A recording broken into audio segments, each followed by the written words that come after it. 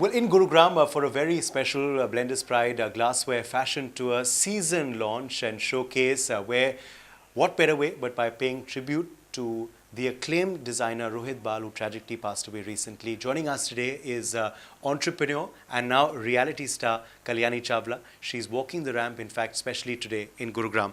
Welcome, thank you for being with us. Thank you so much, Uday. Today is a very emotional day. Gudda, as we know him, he was my brother. He was one of those people I met when I first came.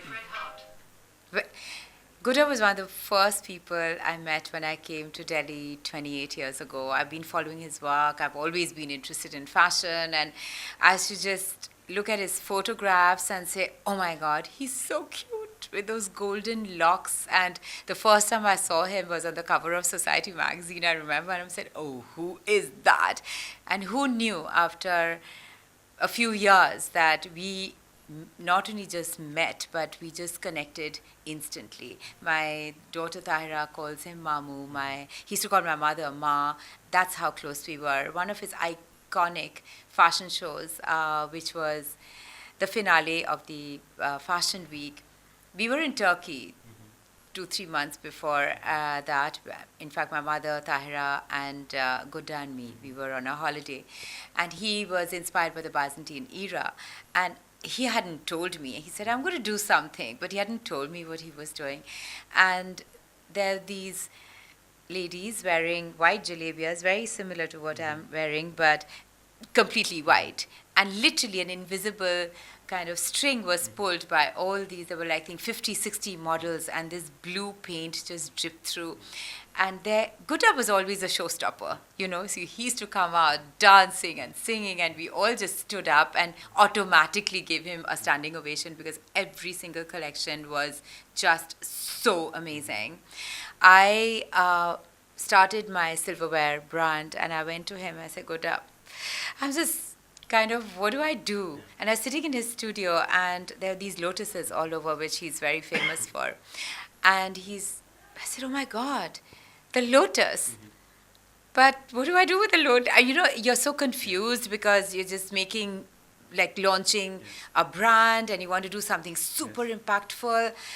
And he said, well, it's a thought, it's a seed that now I have planted.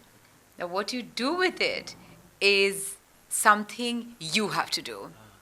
And my first collection, I remember, was inspired by the lotus, and he came, he absolutely loved it, and there were these thali sets I made, and he used it as a puja thali, which was, it's good because, he always encouraged. Absolutely. He is a legend.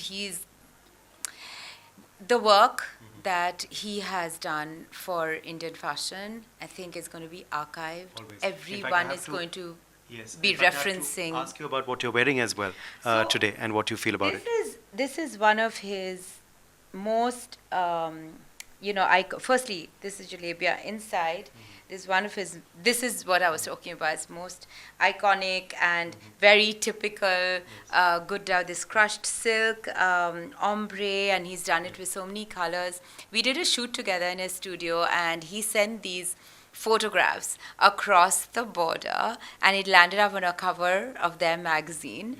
And, he just helped everybody. Yes. He's like, why not? Let's send it. Let's send it to this magazine. And then things just happened. And if Gudda recommended something, it was taken super seriously. And we did this shoot together.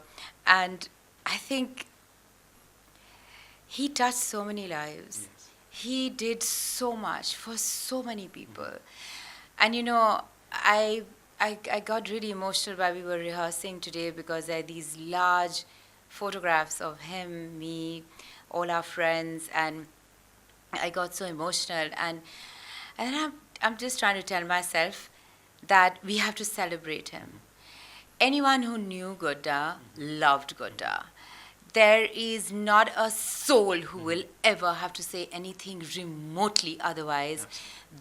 If you knew Gudda, you loved Gudda. And that's what we're going to see on the ramp, of course, today. Now, we are speaking to you, of course, soon in 2025, but let's just talk about the year gone by for you. a new journey on reality show started with the Fabulous Lives versus Bollywood Wives. Yes. How was the reception to that, and what do you now feel about how it all panned out? You know, I think I'm so fortunate that I was asked to begin with. And uh, I've had quite an amazingly fun life. And the trajectory of my career is very, very, very unique, actually, because I've done so many things. And as a woman, I think I've been through everything a woman can possibly go through: marriage, divorce, being a single parent. And there are so many messages that at this age and stage of my life I want to put out there. And this is a 7 women show, and I think we all have a story to tell, and I think it's come out. And season 3 has been like a pop culture sensation, and everywhere I go now, people are, the recognition, I've been a kind of a public figure for a long time with my work with Dior, and I've been out there, done that. But I think the adulation, the love, also a very young generation now who's loved the show, and the instant recognition that you get. It's in 192 countries worldwide, and for my work, my work is shown, obviously, because it's a reality show. That's what I do. And I've got people, like, I just shipped out something to the States. There are people asking me from New Zealand if I'm actually single. So it's been so much fun. Fantastic. It's so much fun. And of course, my fashion has been clearly the winner. And everyone just loved the fashion, and which was basically my wardrobe, and few borrowed clothes from Bibhu Mahapatra, sent it all the way from New York, and Jamati Savali from Paris. So it was a Clearly, really... you feel you were the most fashionable of all the 7. You said it. I didn't.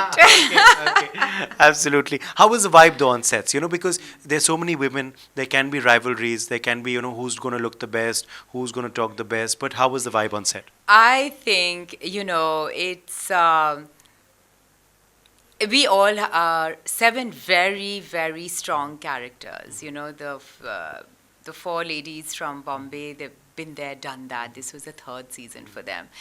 For the 3 of us in Delhi, it was the first time, I was, of course, overconfident, and I thought, I've been onto the camera so many times, let's just go in and do it. Zero prep as such, when I realized that, okay, this is